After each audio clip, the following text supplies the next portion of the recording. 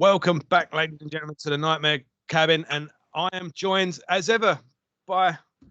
You're the first guest I've ever had. He's been on the channel more than once at this point, but David Gregor from Morta Skuld, everybody. Hello. And, my friend.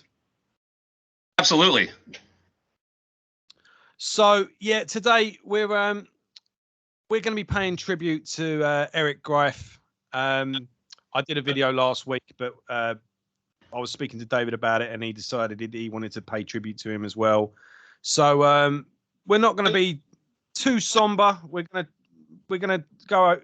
David's going to take us through some memories, and this is going to be a tribute and an uplifting one rather than too somber one.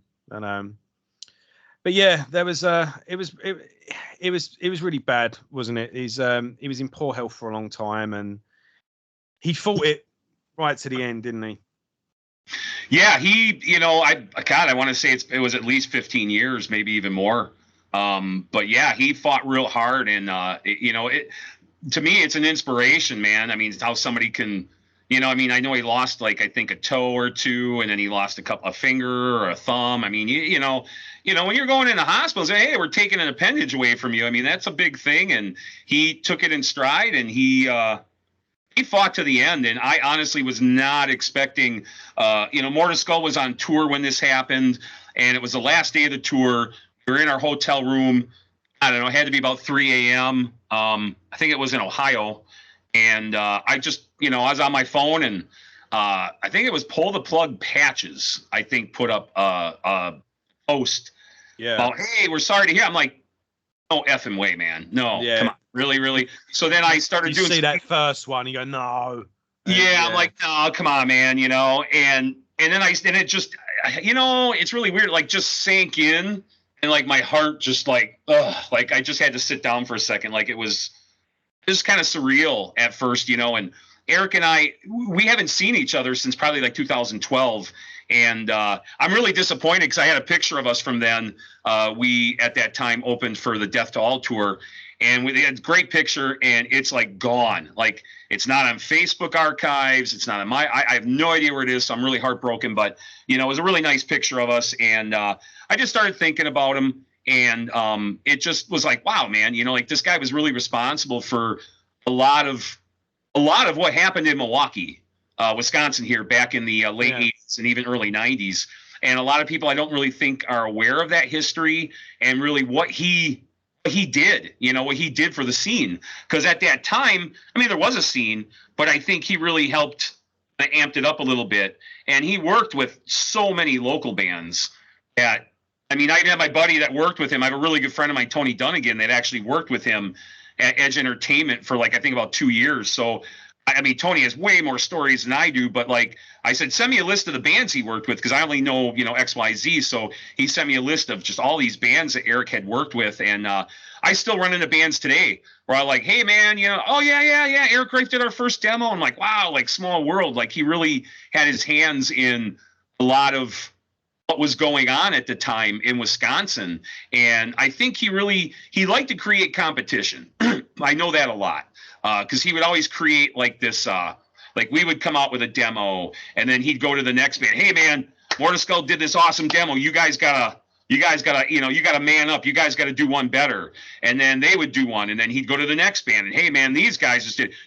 So he was always pushing us, competition-wise, to just be better. And I really felt and then the Gory Departure demo, the Prolong the Agony demo. Big difference. And he really was just trying to just edge everybody up competition wise. So yeah, I've got the compilation. Yeah and that was and that's funny because that was all him. I didn't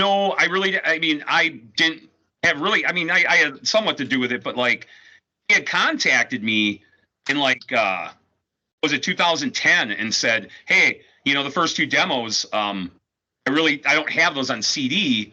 Would you want to go in and, transfer them from tape to CD? And I was sure, I'll go in there. And he's I'll pay for the studio. So he booked the studio for me. I went in, transferred them, sent it to him. He's wow, it sounds really great. And then at that time, the band was just starting to kind of get back together and form. And I was working with Jeff Yeager, which was the drummer on Prolong the Agony. And Jeff's like, hey, man, I got all these files and all these DAT tapes of those sessions. And I really think that I can improve on them a little bit. So I told Eric about that. And Eric's like, yeah, go back in the studio. So it was like a really weird thing. Jeff and I went back and forth from the studio at least like 2 or 3 times because we were always rediscovering extra DAT tapes and extra, not footage, but, extra audio. And so we finally got everything like the last session and we're like, wow, like this sounds really good. And I mean, we didn't like do a whole lot. We just cleaned up a little things here and there where that kind of sounds a little this sounds a little that. There were some bass issues with the tone on Gory Departure, and we kind of fixed that. So Jeff and I went and did that, and then I gave him the final product, and he was like, "Hey," he goes, "Would you mind if I, if I put this out through Relapse because I'm doing all the Death reissues?" And I was just like, "Yeah, no, that's what I was going to come to." Yeah. So I said, "No, go for it." And he reissued, or he put out that comp. And then it started kind of generating some interest in us again. And honestly, I would not be doing this again if it really wasn't for him because he was constantly on me like every month. Hey, man, get the band back together. I'm like, yeah. I'm like, I went that route. I played it. I did it. I'm moving on to something different. No. And then we talk another month and he's like, hey, man, what do you think? And at the time, the band that I had been with at the time had broken up. So I really wasn't doing much. And then we put out this compilation. And then we hired Clawhammer PR firm to go ahead and PR this to see what interest there would be. And they did a fantastic job, and there was all this interest all of a sudden. So then it just kind of sparked me where Jeff Yeager and I were talking. I said, hey, do you want to maybe get together, see if we can play some of the older songs? And excuse me, Jeff was like, yeah, let's do that. And we got a couple of the other demo guys to come back and play and kind of started again. And like I said, it was all off of that Relapse compilation, basically, that kind of got the ball rolling again. Yeah, because he was getting the Death back catalogue reissued through Relapse, wasn't he? He was doing those reissues, that series, and obviously that must have greased the wheels getting that out as well. But he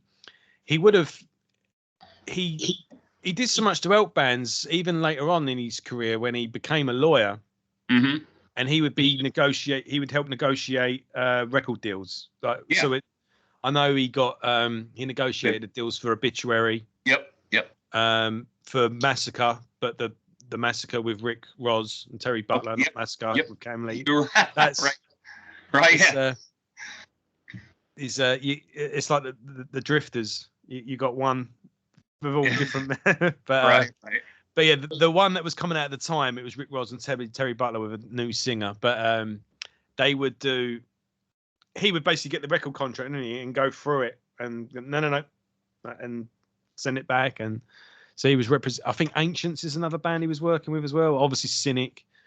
But yeah, where he produced the first 2 demos, a lot of people forget that he's got a pretty good resume as a producer. That was one thing that he was kind of just known as, the manager of Death and Chuck Schuldina's best friend. And he kept that legacy going. Yeah. Because I remember go ahead. Go ahead. I was just saying, when I first got into Death CDs were actually quite hard to find. Oh. You were at the mercy of whatever the record store had. Yeah. And by him doing that series through Relapse, I ended up just buying them again anme because it was always the extras, and they were really for sure. Oh yeah, no, he matter of fact, even right as that was happening, he was, me and him were talking quite a bit, and he was like, hey, he goes, I'm at Chuck's house, and his sister's let me look through all these boxes of tapes, and he said there was just seas and seas and seas of recordings. And he had said that to me before one of the first reissue came out, that he was going to put, these basement rehearsals and all these outtakes. So, I think it was a great thing for him to do because, Chuck left us too early. And I was thinking about that the other day. I was like 34. Like, wow. Like, that is really young, you know? And all that Chuck accomplished between 0 and 34, you know? So the fact that Eric got all that and made that available to everybody was, to me, was like just a smart thing to do. And just like, he did such a great job. I mean, just the layouts are all awesome. You know, even with him, putting Morta Skuld on the Death to All tour in the House of Blues in Chicago was amazing. Matter of fact, a couple months ago, I even said to him, if you guys are going to do another Death to All, I really want on that. And he was like, dude, you're the first band I'll put on, no question asked. And then, obviously it hasn't happened. But yeah, and not to mention this, but all the Milwaukee bands, I have a list here. He worked with not only us, but he worked with Acrofet. He worked with a band called Impact, Sinister, not the Sinister from over by you guys, but there's a local Sinister. Of course, Bioaggression, Lazarus, Effect, Morbid Saint, Dr. Shrinker, Foxy. So, I mean, and then I think also he worked with another hair band. I think it was either Animal or Doc Hammer up here by us, because one of my good friends, guitar shredder, and he showed me the cassette. Like, whoa, Eric's name's on that. He's like, yeah, So, I mean, so Eric really had a lot of deep ties to a lot of us in town. So, I mean, it definitely goes way back to the late 80s and early 90s. Yeah, looking on his on the Metal Archives page, he seems like he always did a bit of backing vocals or some keyboards. Yeah, he that was the one thing that he really liked to do was when we were doing Gory Departure, all the extra sound effects and the talking and the voices, those are either him or one of us. I know Jason, the bass player at the time, his mom was in the studio with us. And she's very supportive, she's a school teacher. So she'd sit there and she'd grade papers while we'd be recording and stuff like that. Yeah. And he asked her, he said, hey, you come in the booth and I want you to say this or this or that. And I can't remember what song she's on. I don't know if it's Sacrificial Right or Gory Departure, but that voice is Jason's mom. And he would do that stuff with us. And a lot of the like Preacher of Lies, that narration, that's him. And he really didn't think about it much. He just was like, I'm hearing something here, would go in the booth, he'd say press record, he'd do his thing, and then he'd come out and he'd place it the way he wanted to place it. So even a lot, all the sound effects and all the interludes on that first Bioaggression were all him too. So he just had this knack. Yeah, he just had this knack for coming up with these extras and this ambient stuff. And so that was really all him. That was his creative process. I really had, like, or even the intro to Gory Departure, that we had nothing. That was all him. And the intro to Prolonging Agony Through the Eyes of Death, that was him.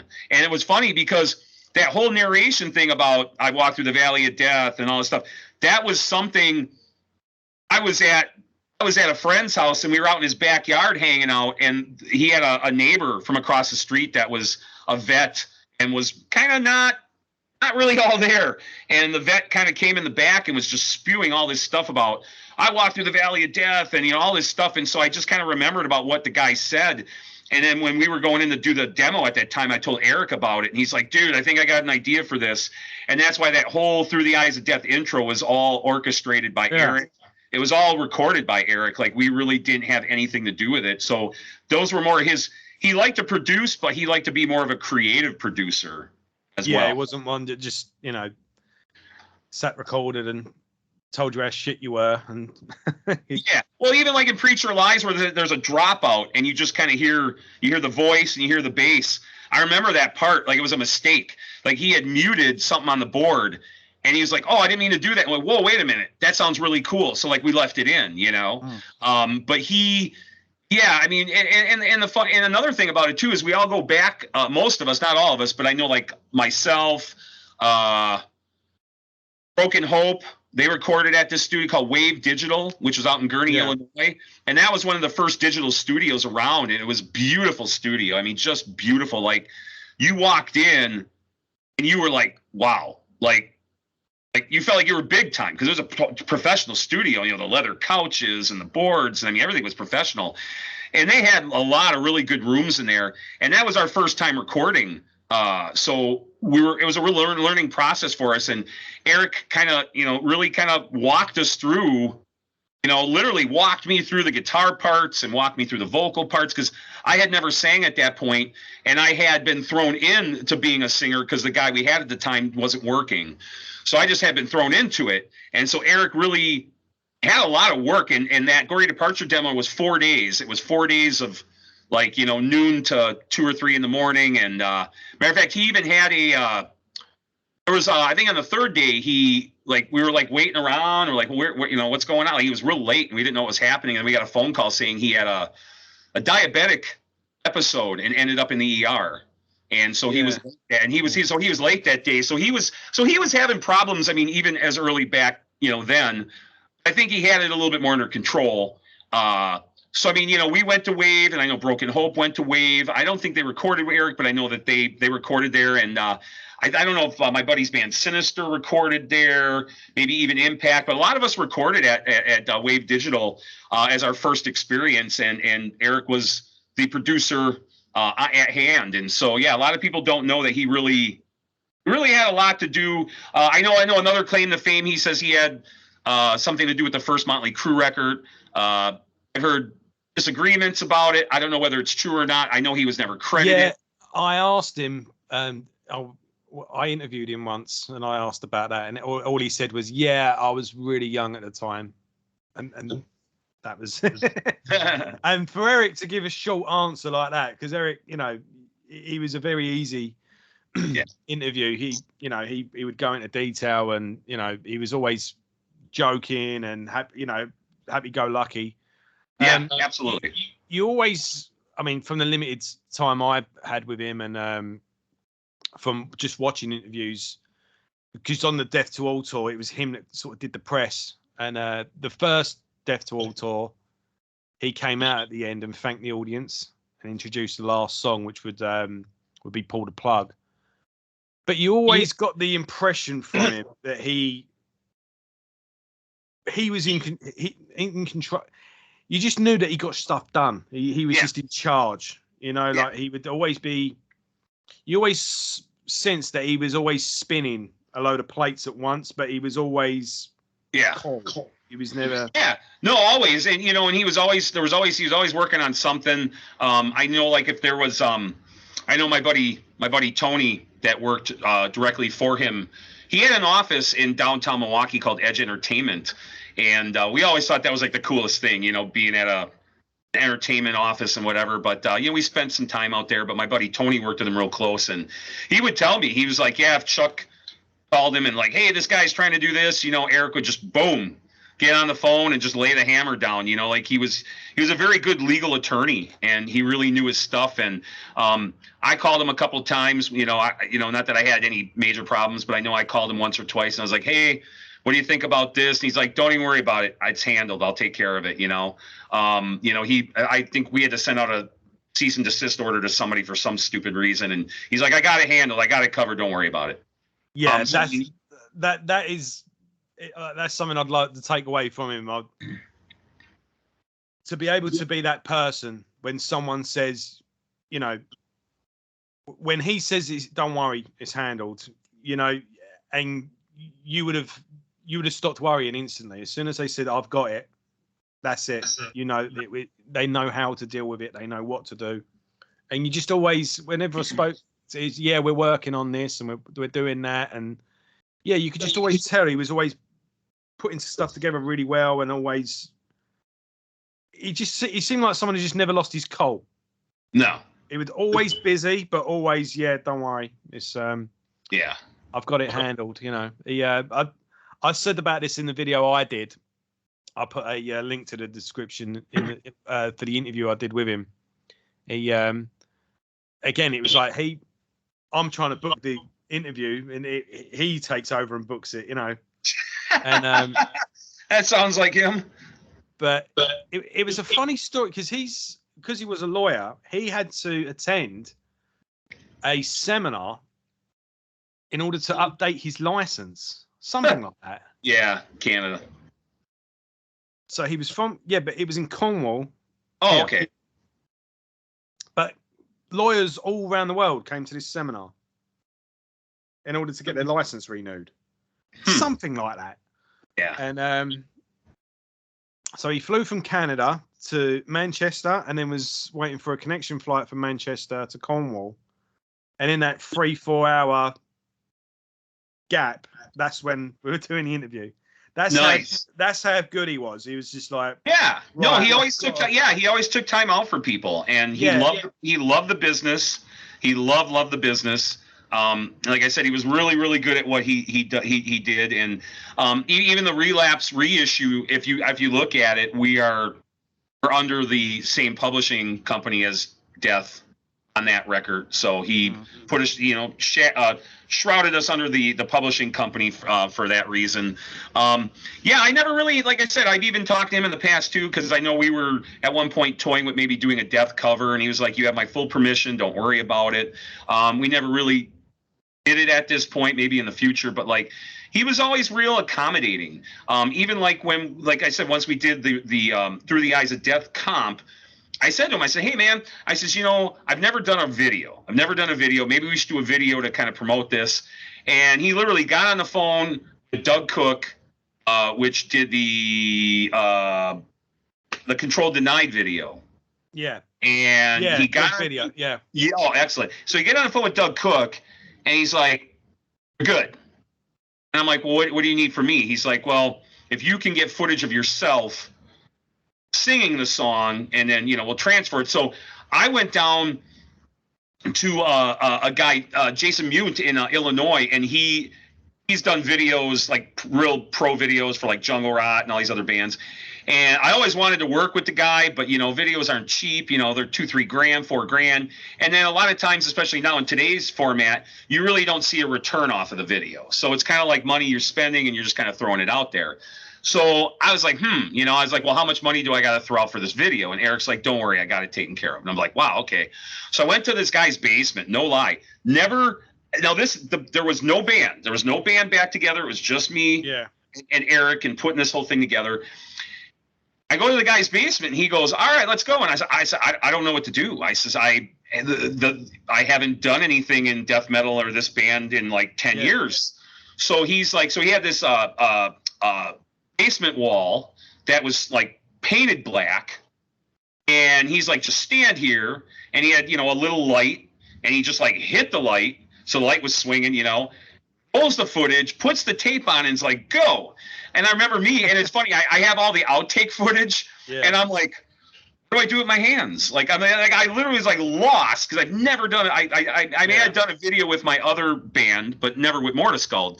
So I was like, So I was like, I don't know what to do. And the guy's like, "Just do whatever, And I'm like, So the tape's playing, and it was Prolonging Agony, and the tape's playing, and I'm kind of like, I don't know what to do. So I'm doing all these, and I'm just, and I mean, and I'm lip syncing. I'm not even playing guitar. And I look back now, and I'm like, wow, I wish I would have had my guitar. I didn't know the song at the time, because I hadn't played the song in like 10 years, 20 years, whatever. So, I mean, I'm up there, and I'm just kind of doing these gestures and all that. I throw it over to Doug Cook, and all of a sudden they got this actor in this like satanic painting, and he's in the forest, and I'm like, wow, like, holy crap, like, you did an amazing job. And Eric paid for all of it.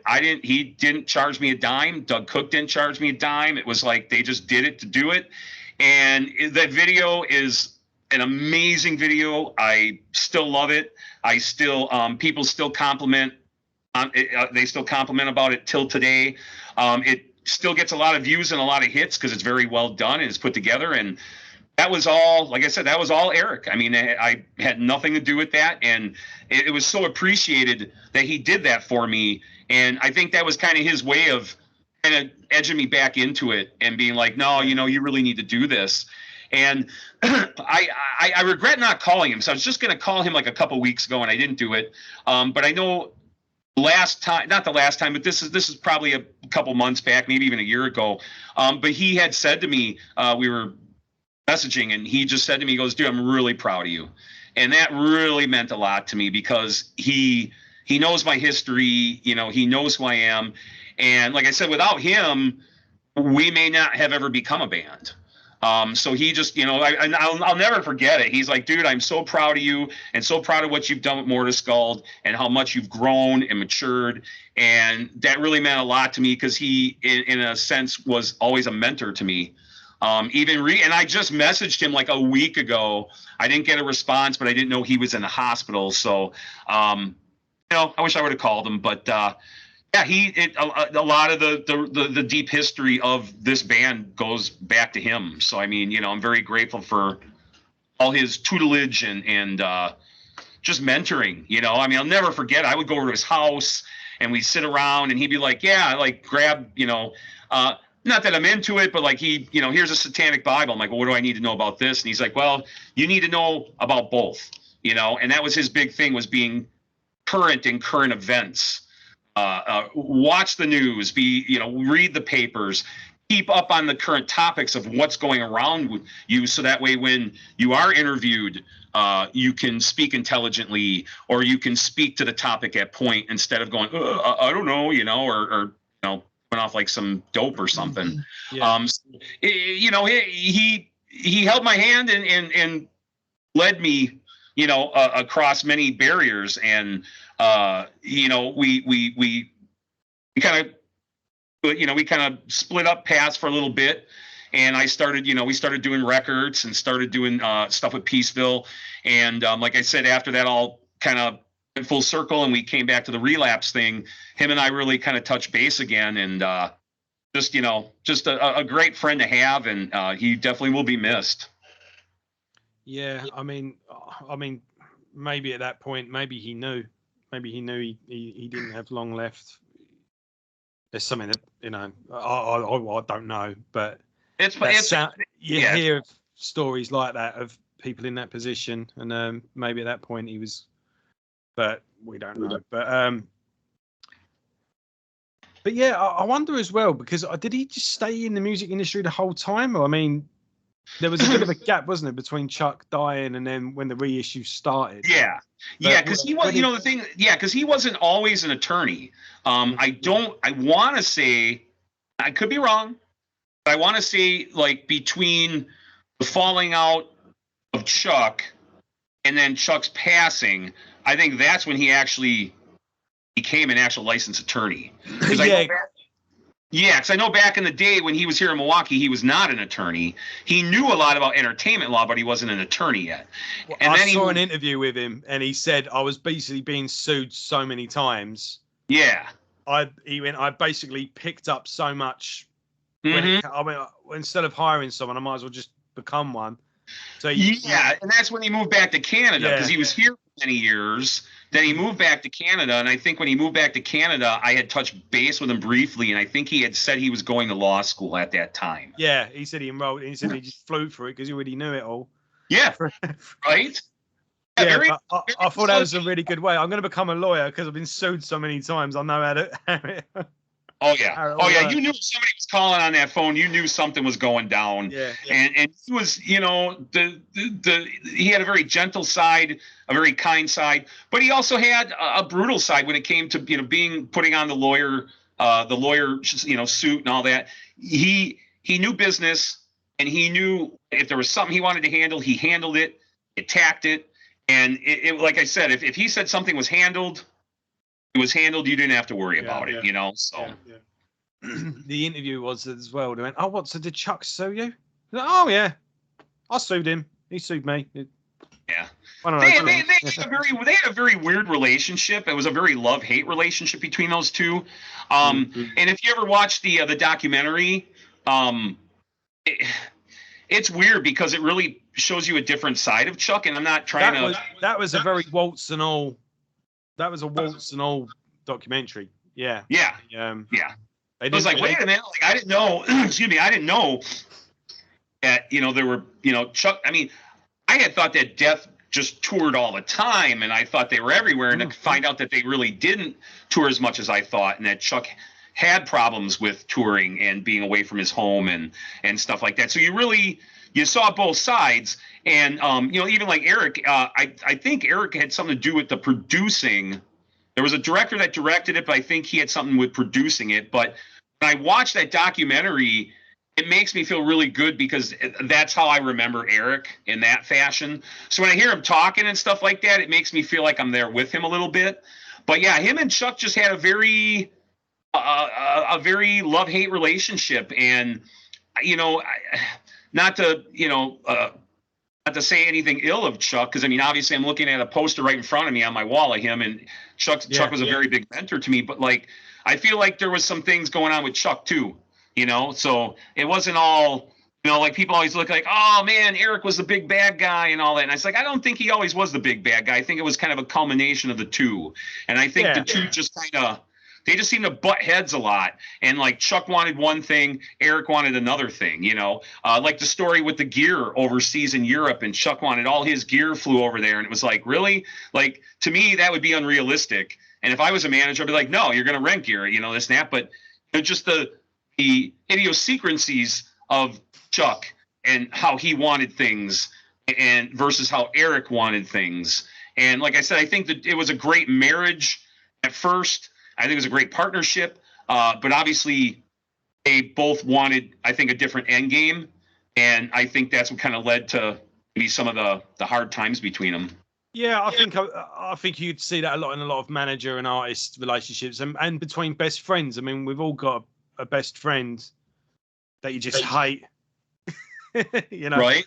Yeah. Right. Well, yeah, and I mean, you even look at it like even the Alcatraz thing with Graham Bonnet and their manager, and I watched both of the YouTubes, and you see Graham Bonnet say his version, and then you see the manager and one of the bandmates and see their version, and then at first I thought, oh, Graham Bonnet, you were in the right, but then when I hear the manager's side, I'm like, well, wait a minute, it sounded like the managers were really trying to help, but it sounded like Graham Bonnet was kind of not being so helpful. So I mean, it's like anything else when you're doing this type of whether you're a musician or an actor or whatever, it just goes to show you that sometimes you have to be humble, and sometimes you have to get out of your own way, and sometimes you have to let other people have that interest for you as long as you feel it's in your best interest. Yeah, I mean, he obviously had a lot of love for him as well because of how he handled the back catalogue. He knew it was being managed badly.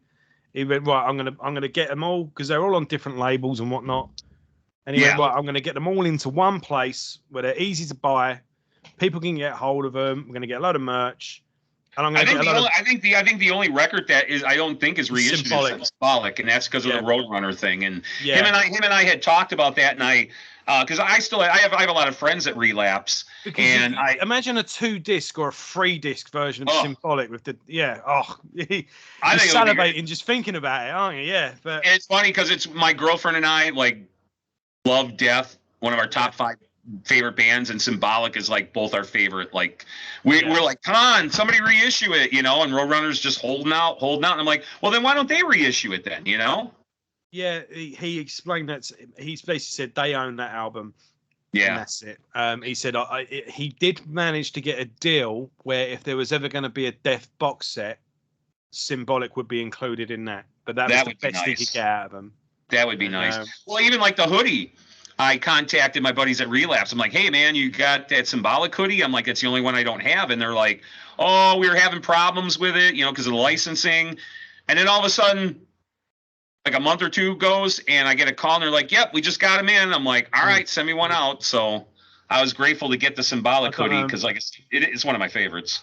I was, I was speaking to Phil. I can never pronounce his surname. But another one of my favorites is Phil from Malevolent Creation. Oh, okay, sure. And Roadrunner owned the first 2 or 3 of their albums. Right. And he was saying, like, because at some point it was just like they were just going, they even bought some of their albums off of an old label so they could reissue them. And he just said they're just fuckers, man. I mean, you can't. It's like, we'll buy it off you. We'll buy the album off you. Just name a price. Yeah, no. Well, I have the same problem. I have the same, right. I have the same problem. Doing nothing with them. Yeah. So if you're not going to do anything with them, Right. But somehow. I have the same problem, believe it or not. Yeah.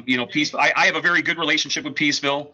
Obviously, they're in the UK, and I've been approached by many smaller labels They want to do, Dying Remains cassette tape, and a lot of people want it, and Peaceful's like, no.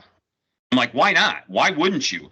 But the thing is, these smaller labels can't do a run of 2,000 or 3,000, and that's the thing is Peaceful. That's what they want. They want a huge run to make it worth their while. And I'm kind of like, really? I'm like, why don't you just?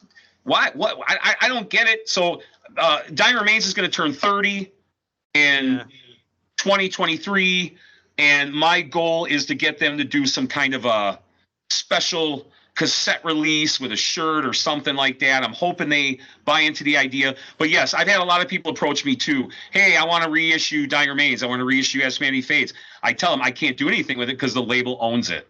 And same thing with that they're going through with Symbolic. It's the label owns it. And for most artists, that is a standard. That is an industry standard. If a label gives you money to record a record, they keep the rights. And usually you will not get those rights back ever, unfortunately. Yeah. But thinking of it, because Listenable Records, they put out the first 3 MC records. Is it Hammerheart? Hammerheart put out a fantastic edition of 10 Commandments. There's a double disc with and Listenable also put out Immolation's first album, Dawn of Possession, and that's owned by Roadrunner. So yeah, they found a way around it. I don't know how it worked, but apparently Warner Brothers, I think it was Warner Brothers, bought Roadrunner so they could get Nickelback and Slipknot. Sure. And they've got that whole catalog. Yeah, and they've just kept. Right now, all the major something along those lines. I don't quote me, but something like. Well, right now, most of the major labels own all the indies. You know what I mean? So, I mean, Peaceful is owned by Snapper Music, and who knows who Snapper Music's owned by, and same thing with Roadrunner and Relapse, and they're all owned by bigger labels right now. But if I bought something like that, if I bought like and you've got all these albums, so right, Nickelback and Slipknot are the big names, okay, fair enough, and you've got these. Well, people want them, and you go, I don't know who any of these bands are. I don't know who Immolation is or a Suffolk. People, all right, well, do a thousand edition, limited edition, whatever the fuck. Mm-hmm. Print them, and see what happens. See if they sell. And surely, we're onto something here, because you can imagine someone like Brian Slagle or someone like that getting hold of those albums, and the job he'd do with them, Yeah. But you'd think even then they'd go, I don't know, print them, reissue them and see what happens. And, just see. But why sit on it if you're not going to, I would anyway. I'd go. Yeah. Well, I mean, I get people, small labels all the time approach me like, hey, I want to release this. I want to release that, and unfortunately I tell them a lot of times, I'm like, I don't own this. I don't own that. Yeah. Yeah, I mean, we were fortunate enough. Like, I just worked with like 2 or 3 small labels this last year, and they released the first 2 demos, and then Surface. I have rights to that, so they released Surface on cassette, and then even Serving Two Masters, which was our EP, came out, and they put that out on cassette. So I'm really like Hammerheart. Actually, it's funny. I was actually going to contact them and see if they wanted to do some kind of special vinyl or something with, the stuff that I have the rights to, just to kind of, get it out to the fans, because the fans love that, whether it's a splatter vinyl or a colored vinyl or a different album cover version. And like there's a guy I'm working with now in Spain, and he wants to do Surface, but he wants to change the album cover. And I was like, great, do it, because that album cover was a weird cover. Like it was just SV Bell had it ready. We're like, okay, fine, but it had no correlation really to the record. And some people kind of still go, what's with that? What's with that cover? And I'm like, it was available, but even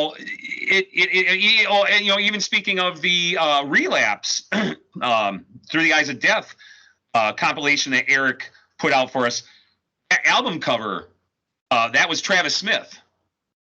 And so he did a couple of I think the later Death covers.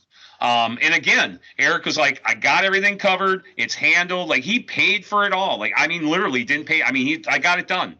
And literally was like, I was like, wow, like I was shocked because when he sent me that cover of the face, I was like, I love it. I love it. It just, I love abstract faces like that. So it really fit the compilation well. Yeah, these are the only albums I've got. There's a whole host of them. So I urge people to go onto Metal Archives and check out Eric Graif's page and see everything he has done. But yeah, we've got obviously the demos. I saw something the other day. Are they putting the demos out on cassette or something like that? Uh-huh. Yeah, I just worked with a couple labels and we just they reissued them. What was the name? Scumlord Distro. He did Gory Departure, Prolong the Agony, and Serving Two Masters on cassette. Yeah. And then Fatalism, I think Fatalism or Fatalistic Music did Surface on cassette. Yeah, well, I'm gonna have to look into that. I'll get some links off you later. But then sure. So Via Aggression, Expound and Exalt, which we looked at earlier, and then Numbskull, Ritually Abused.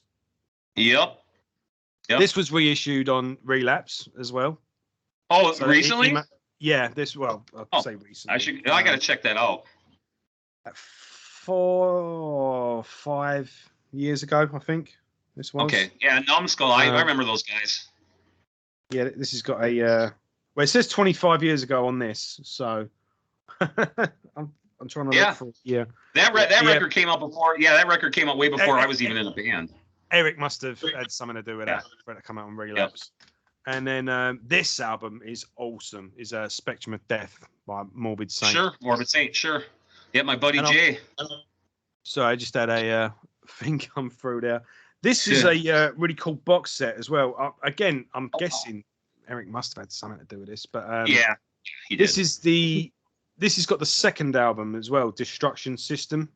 On this is basically everything they've recorded. Yeah. So you've got it's too bad they're not around anymore. I think they tour in one form or another. I just talked because I'm really good friends with those dudes, and they kind of, I don't know, they lost a couple members, and he just kind of, Jay's just he's trying to put it back together, but he said he wasn't really sure whether the band was going to put back together or not at this point. Yeah. So him and I go way back, and we were actually funny because he was even we were looking for a guitar player last year, and he was gonna come and try out for us, and it just never happened. Because he was like, hey, he goes, Morbid Saint's not around right now. That'd be cool. That would be cool. How about if I come down and jam with you guys? I'm like, oh man, that would have been great, and it just didn't happen.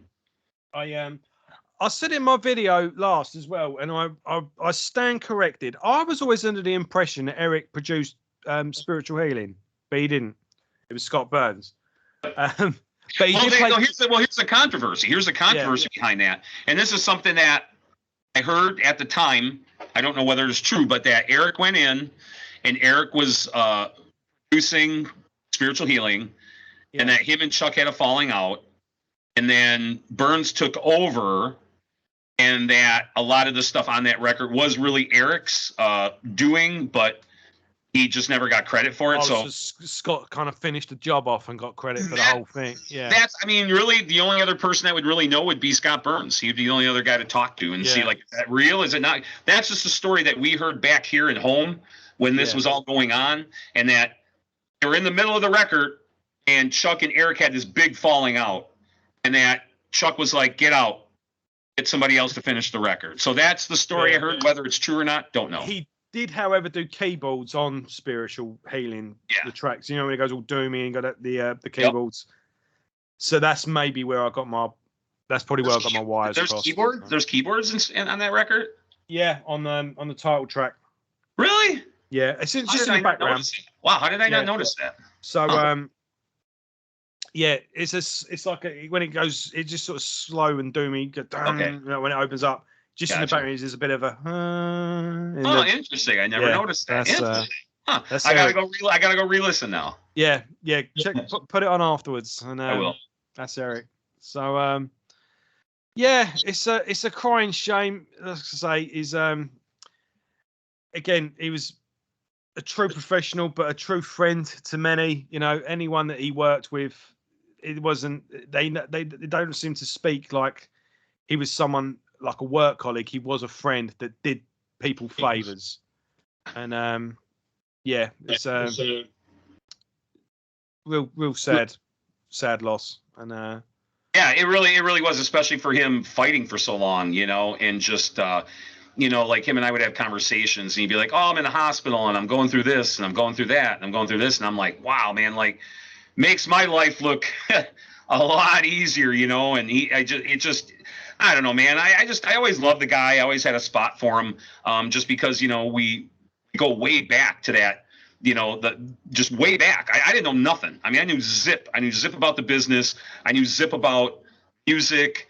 And he really guided me through those first 2 demos, and really, just really was an impactful person in my life, especially in the music and the entertainment part of it. And just the way he handled his business. And like you said too, it wasn't always just business. He was a friend as well. And sometimes he might not have made the best decisions that you maybe didn't want, but at the same point, at the end of the day, you still all came full circle. And like I said, when he said he was proud of me, that really made me feel good, because he knew that this is what I wanted to do from way back, and he knew that there were some struggles because I wasn't wasn't a trained musician. I wasn't, like Chuck. Chuck was a very well-rounded musician. I think he was way ahead of his time. And I was never to that level of musicianship. And Eric still believed in us, still believed in me. And when like I said, when he said that, it really made me feel good. It made me feel like, okay, I did good, even when we put out this last record, it was just, he still followed everything. He still knew what we were doing. He still was like, "Hey, how are things going? You need any help?" Even studio we went into, Chris DeJuric and him have history and go way back, and it just had this history in Milwaukee. And I just don't really think a lot of people knew about that, even with the Milwaukee Metal Fests. Him and Jack Koshik partnered up and did a couple, and they just, or Eric when he did the Day of Death in Waukesha, which was like I can't remember. I know Death. It was when Human came out, and I know it was like us and just like a bunch of other like awesome local bands, all the legendary local bands. And the Day of Death was just such an amazing. I got a lot of video footage of it too.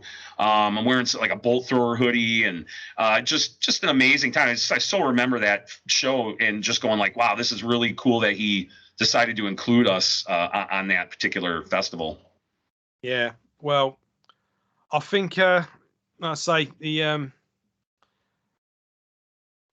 one thing with him as well is he did so much that you don't even know everything he did. He again bit in the entertainment industry, but a producer, then later on as a lawyer, and just a great legacy he's going to leave behind. He's going to leave out a lot of good memories for people.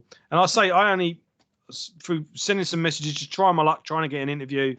I was on the phone to him for an hour, and I stayed in touch with him on Facebook. And even then, he would remember me and send a message or comment on a status or something like that. It was I became friends with him. Yeah, and that's one thing he was good for too. He was really good at remembering names and like remembering situations and stuff like that. And I know he had a hard time too, because when he first got, I guess, more ill, his wife left him and kind of left him with the kids, and his son Sammy, and I can't remember his other son's name, but he's got 2 kids, and I always enjoyed seeing the posts. Eddie of him. Eddie. I remember because whenever he did a post, you called him Eddie Spaghetti. So yeah. Yes, Spaceman. So yeah, so no, I mean, I really don't have any contact with his kids at all, but I wish I did, because I want to wish them our condolences, because he's a great dude. He's really a great dude, and I can't even imagine what kind of father he was. I know his one son was getting into music and stuff, and Eric actually played too. I know he played piano, he played a little bit of guitar, so he was musically inclined too. It wasn't that he just when I first met him, I never saw him play anything. So I thought, who's this guy? He don't know anything about music, But in reality, I found out that he did know how to play certain instruments, and he did have some musical background behind him. So it wasn't all just on the board. Like there were a lot of times where he'd say, hey, take this, let's try it here, or let's put this here, or cut that note off, So a lot of really good times. And I was even looking for some old video footage to see if we had it, but unfortunately our band mother, she has moved and she lost a lot of the video stuff, but I know she's got a lot of old photos. And so I'm hoping one of these days she comes into town. I'm going to get with her, and who knows, maybe I'll stumble on some photos, maybe that we were in the studio at that time or something. But I'm hoping to capture some older stuff, just because the older I get, the more nostalgic I get, and the more I want to look back at things. And even the last couple of days, I've been looking at Eric's page and just seeing him in the different stages of, before he got sick and then after he got sick, and just always a smile on the guy's face, and I know he had called me when his wife left him after he got ill, and, we had long conversations about that. And I just felt really bad for him and awful for his kids, that, in your time of illness, your significant other, so who knows, but he really was a inspiration, I think, to a lot of people. And I think just being as sick as he was, but still pulling in there. And actually, I approached him as him managing us again, but unfortunately, it was at that point where, he was managing Obituary, and then he got even a little sicker. And at that point, I just knew he wasn't able to do it. Because even now, I think in the interim of everything, I don't really know how hands-on he was with Obituary during the last couple of years or not. I don't know. Oh yeah, I don't know either. But I know he helped. He helped settle the deal with the record that they were putting out at the time. I know he helped oversee that. I don't know if he was the full-on manager at the time or just a representative in the legal side of thing. But I remember him telling me, they're working on an album right now, and it's really good. I can't remember which one that was. I think it might be Inked in Blood or the Inked one in Blood or the title one, the title track. Yeah. Or the title, self-titled. Yeah, both of those records are super good. It's just funny how you look at the history of death metal and you see kind of when it wasn't as a popular, what do you want to call it? People just weren't onto it as much. And then all of a sudden, you see all this resurgence, and you just see all these bands just starting to really kick some ass and put some really good records out, And their last couple records have been really, really good. I think their last one's one of their best albums. Yeah, they're really doing those good. streams, so they're playing albums in full. Yeah. I want them to do that one. Absolutely. No, it's really good. And I mean, my all-time favorite is Cause of Death by them. And listening to the new records, I mean, I think they stand the test of time with those records. And I mean, I like all their discography, but at the same point, there's some I like more than others. And yeah, their last two records are just really, really phenomenally good. Matter of fact, I'm wearing. Oh yeah, I got that at the show a couple years ago. My buddy from Skeletal Remains was playing that show, and I was like, "Yeah, I got to go check out Obituary too." So I went and I was like, "I got to get a shirt." I haven't owned an Obituary shirt in a while, so. But yeah, it's just weird how his legacy, Eric's legacy, kind of touched everybody, and especially like I said, his history in Wisconsin is just. I just don't think people know enough about his history in Wisconsin, and kind of bringing that more to the forefront. Yeah. Well, I think we've covered pretty much. So, Eric, here's to you. And cheers. Yeah, rest in peace, man. And I know he's up there fighting with Chuck right now. Yeah, they're probably having a good discussion, huh? So yeah, rest in peace, Eric. All the best. And and if somehow either of his sons do watch this, your dad was an absolute legend. You don't need us to tell you that. And absolutely, yeah. And if his kids ever want to reach out to me, I'm always available. And my condolences to his family. It's a horrible loss, the entertainment industry and the death metal industry, and he definitely will be missed. Yeah, definitely.